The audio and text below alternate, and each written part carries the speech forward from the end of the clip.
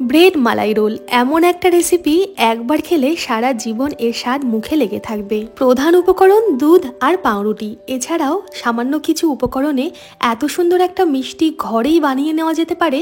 একবার না ট্রাই করলে আপনারা বুঝতেই পারবেন না।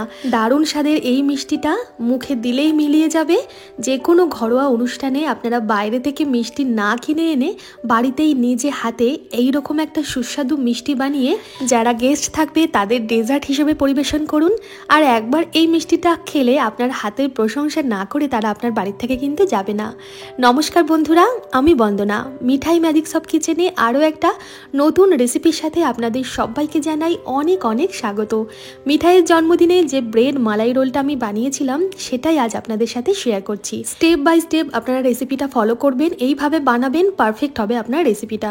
প্রথমে দুধটা আমি জাল হতে বসিয়ে দিলাম। দুধটা একটু বেশিই লাগবে, আমি প্রায় 3 লিটার মতন দুধ জাল করতে বসিয়ে দিয়েছি। ব্রেড মালাই রোলের দুটো ভাগে দুধটা আমাদের কাজে লাগবে, একটা ক্ষীর বানাতে লাগবে, একটা কাস্টার্ড মিল্ক বানাতে লাগবে। তো আমি একসাথেই দুধটা জাল করে নিচ্ছি, তাতে রেসিপিটা তৈরি করতে সুবিধা হবে, তাড়াতাড়িও হবে। দুধ জাল হতে হতে এখানে আমি কিছুটা এলাচ গুঁড়ো করে নিয়েছি। এলাচের দানাগুলো, গুঁড়ো করা দানাগুলো দিয়ে দিলাম, দুধের সাথে মিশিয়ে দিলাম, আর চিনি দিয়ে দিলাম। এবার বলি আপনারা যেমন মিষ্টি খেতে পছন্দ করবেন সেই অনুপাতেই চিনিটা দেবেন। আমি প্রায় 3 লিটার দুধের জন্য এখানে 250 থেকে 300 গ্রাম মতন চিনি দিলাম। খুব ভালোভাবে দুধটা জাল হতে থাকবে। এদিকে দেখুন আমি কাস্টার্ড পাউডার নিয়েছি, ভ্যানিলা ফ্লেভারের কাস্টার্ড পাউডার। এই কাস্টার্ড পাউডারেই কিন্তু কাস্টার্ড মিল্কটা তৈরি করতে হবে, আর তাতেই স্বাদ অনেক বেড়ে যাবে এই ব্রেড মালাই রোলটার। একান্তই যদি হাতের কাছে কাস্টার্ড পাউডার আপনাদের না থাকে, কাস্টার্ড পাউডারের জায়গায় কর্নফ্লাওয়ারও ইউজ করতে পারেন, একই কাজ হবে। তবে সেক্ষেত্রে আপনারা ভ্যানিলা এসেন্স আলাদাভাবে অ্যাড করবেন। আমি বলবো একটু জোগাড় করবেন কাস্টার্ড পাউডারটা। কাস্টার্ড পাউডার দিয়ে খেতে বেশি ভালো লাগে, বাচ্চারাও খেতে খুব পছন্দ করবে। কাস্টার্ড পাউডার নিয়েছি 2 থেকে 2.5 চামচ মতন, আর ওদিকে একটু গুঁড়ো দুধ নিলাম, আমুল দুধ, যেটা মিল্ক পাউডার আর কি। ক্ষীর তৈরি করতে আমাদের ওই গুঁড়ো দুধটা লাগবে। যতটা দুধ দেবেন ক্ষীরটা তত তাড়াতাড়ি তৈরি হবে। কাস্টার্ড পাউডারটা গুললাম ঠান্ডা জল দিয়ে, আর গুঁড়ো দুধটা গুলবো গরম জল দিয়ে বা গরম দুধ দিয়ে। এটা কিন্তু একটুখানি মাথায় রাখবেন, এই স্টেপটা ভীষণ ইম্পর্টেন্ট। কাস্টার্ড পাউডার কিন্তু খবরদার গরম দুধ দিয়ে গুলতে যাবেন না, একদম রেসিপিটা নষ্ট হয়ে যাবে। ঠান্ডা জল দিয়ে কাস্টার্ড পাউডারটা গুলে রাখবেন একটু পাতলাভাবে, আর গুঁড়ো দুধটা গরম দুধ বা গরম জল দিয়ে এইভাবে একটু ঘন করে গুলে রেখে দেবেন। ওদিকে আমাদের সমস্ত দুধটা বেশ ভালোই জাল হয়ে গিয়েছে, আর ওখান থেকেই কিছুটা দুধ আমি আলাদা একটা কড়াইতে নিয়ে নিচ্ছি, এটা ক্ষীর বানাবো। ওদিকে যে দুধটা জাল হলো সেখানে কিন্তু আমি গ্যাসটা বন্ধ করে এদিকে ঘন দুধের কিছুটা নিয়ে নিলাম কড়াইয়ের মধ্যে, আর তার মধ্যে দিয়ে দিলাম যে গুঁড়ো দুধটা আমি গুলে রেখেছিলাম সেই গুঁড়ো দুধটা। 1 চামচ মতন ঘি দিলাম। ঘি দিলে ক্ষীরটা থেকে একটা সুন্দর গন্ধও বেরোবে, আর ক্ষীরের মধ্যে সুন্দর একটা রঙও চলে আসবে। ক্ষীরটা কড়াই থেকে তুলে নিতেও বেশ সুবিধা হবে। এবার কি ক্ষীরটা শুধু তৈরি করার পালা, একটু সময় লাগবে এই ক্ষীরটা তৈরি হতে। আর ক্ষীর তৈরির ঝামেলা যদি আপনারা বাড়িতে না করতে চান, দোকানে মানে মিষ্টির দোকানে কিন্তু সুন্দরভাবে খোয়া ক্ষীর কিনতে পাওয়া যায়, সেখান থেকেও ক্ষীরটা কিনে এনে আপনারা বাড়িতে এই ব্রেড মালাই রোলটা তৈরি করে নিতেই পারেন। রেসিপিটা তৈরি করছি আমি প্রায় সকাল থেকে, সারা দিন লেগে যায় এই রেসিপিটা তৈরি করার জন্য। মানে রেসিপি তৈরি করতে খুব একটা সময় লাগবে না, কিন্তু এটা খাওয়ার জন্য তৈরি হতে সময় লাগে প্রায় সারা দিনই। তো দেখুন আমি ক্ষীরটা খুব ভালোভাবে তৈরি করে নিলাম। দুধ ঘন হয়ে গিয়েছে, আর যতটা আপনারা গুঁড়ো দুধ দেবেন তত তাড়াতাড়ি ক্ষীরটা কিন্তু তৈরি হয়ে যাবে। ক্ষীরের গায়ে সুন্দর রঙও এসেছে। এইবার আমি একটা কাঁসা থালা নিয়ে নিলাম। একটা ধাতুর থালার মধ্যে এই ক্ষীরটা যদি আমি ঢেলে রেখে দিই তাহলে ক্ষীরটা খুব তাড়াতাড়ি ঠান্ডা হয়ে যাবে, যেটা আমাদের খুব দরকার। গরম ক্ষীরটা আমরা কাজে লাগাতে পারবো না। ক্ষীরটা খুব তাড়াতাড়ি ঠান্ডা করার জন্য কাঁসার থালার মধ্যে আমি একটু ঘি মাখিয়ে ক্ষীরটা ঢেলে ভালোভাবে ছড়িয়ে পাখার নিচে একটু রেখে দেবো। চাইলে আপনারা স্টিলের থালাতেও কিন্তু এই কাজটা করতে পারেন, তাহলে ওই গরমটা মানে ক্ষীরের গরমটা এই ধাতুর থালাটা খুব তাড়াতাড়ি টেনে নেবে। আর এটা ঠান্ডা হয়ে গেলেই যতটা দেখছেন নরম আছে এতটা নরম থাকবে না, জমাট বেঁধে যাবে। দেখুন ক্ষীরটা কত সুন্দরভাবে জমাট বেঁধে গেছে এখনই প্রায়। এইবার দেখুন আমি আবার গ্যাসটা অন করে দিয়েছি বাকি যে দুধটা ছিল সেই দুধটা গরম করার জন্য। দুধটা একটু গরম হতে হতে আমাদের যে কাস্টার্ড পাউডারটা গোলা ছিল ঠান্ডা জল দিয়ে, সেটা তো নিচের দিকে থিতিয়ে গেছে। সেই কাস্টার্ড পাউডারটা আবারও জল দিয়ে খুব ভালোভাবে নাড়াচাড়া করে এদিকে এক হাতে দুধটা আমাদের নাড়াচাড়া করতে হবে, আর এক হাতে ওই কাস্টার্ড পাউডারের যে জলটা সেটা ঢালতে হবে। আর এটা একটু মাথায় রাখবেন, যখন কাস্টার্ড পাউডারের গোলা জলটা আপনারা ঢালবেন তখন যেন দুধটা নাড়াচাড়া করা হয় এক হাত দিয়ে, নাহলে আবার কাস্টার্ড পাউডারটা এক জায়গায় জমা হয়ে হয়ে দলা পাকিয়ে যেতে পারে। তো একবার কাস্টার্ড পাউডারটা খুব ভালোভাবে দুধের সাথে গুলে গেলে ভালোভাবে এক উতল আসা পর্যন্ত দুধটা ফুটিয়ে নেবেন, তারপর আবার গ্যাসটা বন্ধ করে রেখে দেবেন। আমাদের কাস্টার্ড দুধ তৈরি হয়ে গেল ওদিকে। আর এদিকে আমি ব্রেড নিয়েছি বা পাউরুটি নিয়েছি, স্লাইস ব্রেডগুলো লাগবে।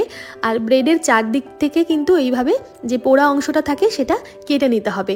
আর ওই পোড়া অংশটা আপনারা ফেলবেন না, এটা কিন্তু একটুখানি কড়াইতে শুকনোভাবে নাড়াচাড়া করে ব্রেড ক্রাম্বস তৈরি করে রাখতে পারেন। বিভিন্ন চপ, পকোড়া, কাটলেট তৈরি করতে কিন্তু আপনারা ওই ব্রেড ক্রাম্বসটা কাজে লাগাতে পারেন।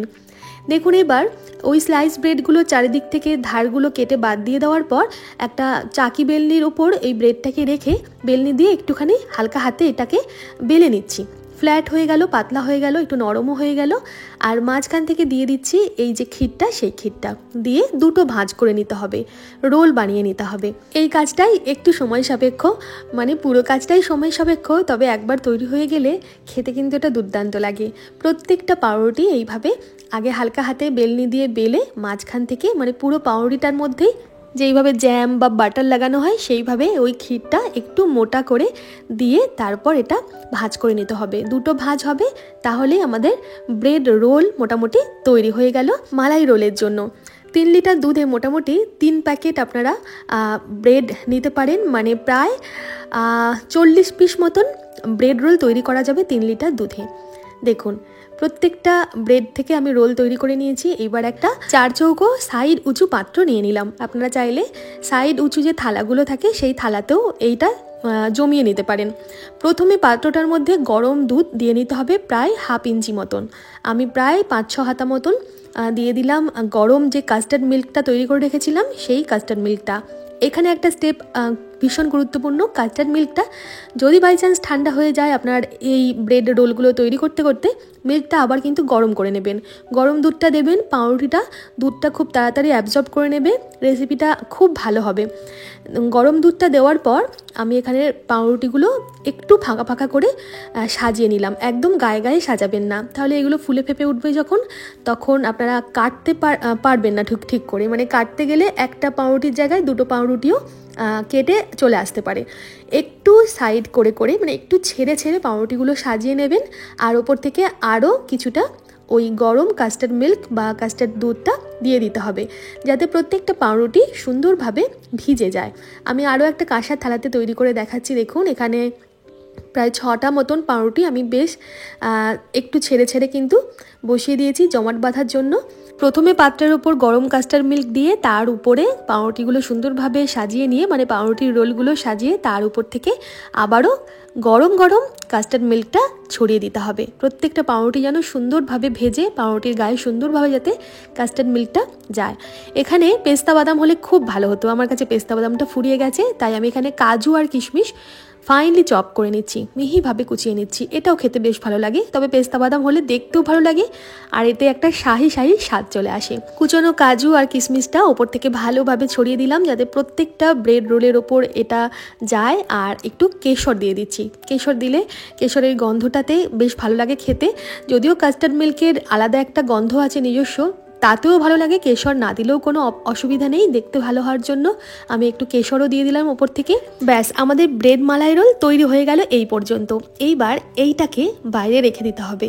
এটাকে প্রায় 3 ঘন্টা মতন, মানে 2 থেকে 3 ঘন্টা মতন এইভাবেই ছেড়ে দিতে হবে। দুধটা খুব ভালোভাবে ঠান্ডা হয়ে যাবে, পুরো পাউরুটিগুলো সুন্দরভাবে দুধটাকে মানে কাস্টার্ড মিল্কটাকে অ্যাবজর্ব করে নেবে। পাউরুটিগুলো দ্বিগুণ হয়ে যাবে প্রায় সাইজে, ফুলে ফেপে নরম হয়ে যাবে। তারপর আপনারা চাইলে এটাকে ফ্রিজে ভরে রাখতে পারেন। খবরদার কিন্তু সাথে সাথেই ফ্রিজে ভরবেন না, যেই ভুলটা আমি মিঠাইয়ের জন্মদিনের সময় করেছিলাম। মানে রাত্রিবেলা তৈরি করছিলাম তো এক একটা করে প্লেট এইভাবে আমি সেট করছিলাম আর সাথে সাথে ফ্রিজে ভরে দিচ্ছিলাম, যার জন্য পাউরুটির মধ্যে খুব ভালোভাবে কিন্তু দুধটা মানে সব কটা পাউরুটির মধ্যে খুব ভালোভাবে দুধটা যায়নি, ভেতরে বোঝা যাচ্ছিল যে এটা পাউরুটি। কিন্তু আপনারা এই ভুলটা একদমই করবেন না, 2-3 ঘন্টা বাইরে রেখে দেবেন। সুন্দরভাবে পাউরুটিটা নিজে নিজে দুধগুলোকে অ্যাবজর্ব করে নেবে। আপনারা কিন্তু তারপরে চাইলে এটাকে ফ্রিজে ভরে নিতে পারেন।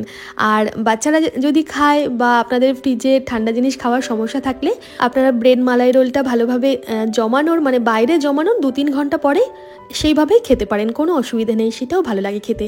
তবে ঠান্ডা ঠান্ডা খেতে বেশি ভালো লাগে, কাস্টার্ডগুলো সুন্দরভাবে জমে যাবে আর একটা সুন্দর ফ্লেভার আসবে। ঠান্ডা ঠান্ডা আপনারা মনে হবে যেন রসমালাই খাচ্ছেন একদিকে, একদিকে চমচম খাচ্ছেন, মানে দু রকমের স্বাদ মিলিয়ে মিশিয়ে এই ব্রেড মালাই রোলটা আপনারা খেতে পারবেন। তো আমি দুপুরবেলা এটা তৈরি করেছিলাম, তৈরি করে 2-3 ঘন্টা মতন বাইরে রেখে দিয়েছিলাম। তারপরে বিকেলের দিকে এটা ফ্রিজে দিয়ে দিয়েছিলাম প্রায় 4টে নাগাদ। আর তারপর 2 ঘন্টা ফ্রিজে সেট হওয়ার পর এটা আমি এখন সন্ধেবেলার দিকে বের করে নিচ্ছি আর তারপর সার্ভ করব। দেখে বুঝতেই পাচ্ছেন কতটা লোভনীয় হয়েছে। এটা যত বেশি থাকবে মানে দুধের মধ্যে পাউরুটিগুলো যতক্ষণ ভিজে থাকবে তত বেশি এটা ভালো লাগবে খেতে, নরম তুলতুলে হবে, মুখে দিলেই মিলিয়ে যাবে, ভীষণ ভীষণ টেস্টি হয় খেতে। আমি আপনাদের কেটে দেখাচ্ছি, দেখুন কতটা নরম তুলতুলে হয়েছে, দেখে কিন্তু লোভ লাগছে। এটা কিন্তু আপনারা এখনও না বানিয়ে থাকলে একবার বানান। আমি প্রত্যেকটা স্টেপ যেইভাবে বললাম সেই স্টেপগুলো ফলো করবেন, ওই স্টেপগুলো ফলো করে আপনারা এইটা বানান, পারফেক্ট হবে। আমি প্রথমবার ভুল করেছিলাম, কিন্তু দ্বিতীয়বার আর সেই ভুলটা হয়নি। দ্বিতীয়বার কিন্তু এটা একদম দারুণভাবে তৈরি হয়েছে। মিঠাইয়ের মুখ দেখেই বুঝতে পাচ্ছেন যে ও কতটা খুশি হয়েছে এটা পেয়ে দ্বিতীয়বারের জন্য। আর একবার একটু সাহস করে বানিয়ে ফেলুন, দেখবেন এরপরে বারবার তৈরি করা আপনার কাছে কোনো ব্যাপারই হবে না, জলভাত মনে হবে, আর একটা সুন্দর রেসিপিও শিখে যাবেন। আজকের রেসিপিটা কেমন লাগলো আপনাদের অবশ্যই একটা কমেন্ট করে জানাবেন। যদি কোথাও ভালো লেগে থাকে একটা লাইক করে দেবেন আর প্রচুর প্রচুর শেয়ার করুন তাদের সাথে যারা মিষ্টি খেতে ভালোবাসে। এমন সুন্দর একটা মিষ্টি রেসিপি যার মধ্যে আমরা রসমালাই আর চমচম দুটোরই স্বাদ পাবো, সেটা যদি একবার ঘরে বানাতে শিখে যাই তাহলে বাইরে থেকে আর মিষ্টি বারবার কিনে আনতে হবে না। একবার শিখে গেলে যখন খুশি তখন ঘরেই বানাতে পারবো। এই যেমন মিঠাই একটা খেয়ে আরও একটা চাইছে, এতটাই ভালো লেগেছে ওর খেতে। তো আপনারা এখনও না বানিয়ে থাকলে একবার বানাবেন আর কেমন লাগলো অবশ্যই জানাবেন। সবাই খুব ভালো থাকবেন, সুস্থ থাকবেন, আমার সাথে থাকবেন। আমি খুব সুন্দর সুন্দর আরও রেসিপি আপনাদের সাথে শেয়ার করব খুব তাড়াতাড়ি। ধন্যবাদ।